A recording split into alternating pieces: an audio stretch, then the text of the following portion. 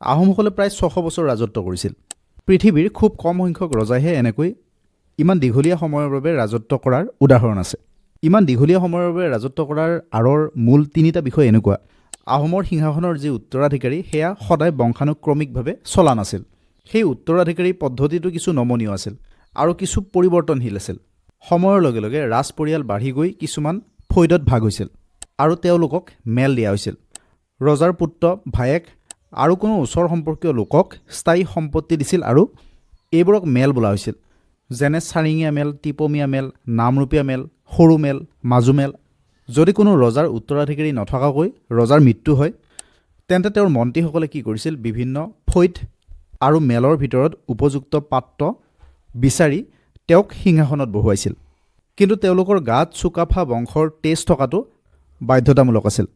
আহোম ৰাজবংশৰ সময় ইমান দীঘলীয়া হোৱাৰ অন্য এটা কাৰণ হ'ল তেওঁলোকে মানি অহা কঠোৰ নিয়ম।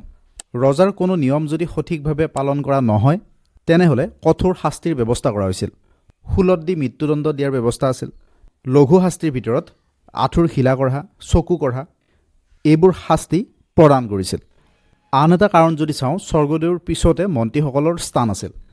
তেওঁলোক আছিল বুঢ়াগোহাঁই, বৰগোহাঁই, বৰপাত্ৰ গোহাঁই, বৰবৰুৱা আৰু বৰফুকন। সেই মন্ত্ৰীসকল যদিও ৰজাৰ তলতীয়া আছিল, তেওঁলোকৰ হাততো যথেষ্ট ক্ষমতা আছিল। প্ৰয়োজনত আটায়ে লগ হৈ ৰজাৰ ভঙা পতাও কৰিব পাৰিছিল। ফলত সেই ৰজাসকল স্বেচ্ছাচাৰী হ'ব পৰা নাছিল আৰু সেই ৰজাৰ মৃত্যু হ'লে তেওঁলোকৰ উত্তৰাধিকাৰী নিৰ্বাচন কৰিছিল এই মন্ত্ৰীসকলে। এইবোৰ ক্ষেত্ৰত তেওঁলোক কিছু ব্যতিক্ৰম আছিল। শাসন ইমান দীঘলীয়া হোৱাৰ আন এটা কাৰণ হ'ল তেওঁলোকৰ মাজত প্ৰচলিত সেই পাইক প্ৰথা।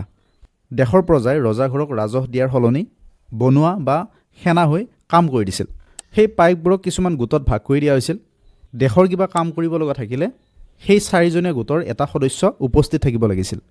যুদ্ধ বিগ্ৰহ নাথাকিলে সেই পাইকসকলক সমূহীয়া কামত লগোৱা হৈছিল। ৰাজপথ নিৰ্মাণ কৰাইছিল, পুখুৰী নিৰ্মাণ কৰাইছিল। এনেকৈ 10জন পাইকৰ ওপৰৰ বিষয়া আছিল বৰা, 100জনৰ ওপৰত শইকীয়া, 1000জনৰ ওপৰত হাজৰিকা, 3000জন পাইকৰ ওপৰত আছিল ৰাজখোৱা, 6000জনৰ পাইকৰ ওপৰত ফুকন বিষয়া আছিল। আৰু যুদ্ধ বিগ্ৰহৰ সময়ত বিশাল সৈন্যবাহিনী কম সময়ৰ ভিতৰতে যোগাৰ হৈছিল। মূলতঃ এইবোৰেই কাৰণ যাৰ বাবে আহোমসকলে 600 বছৰ ধৰি ৰাজত্ব কৰিব পাৰিছিল।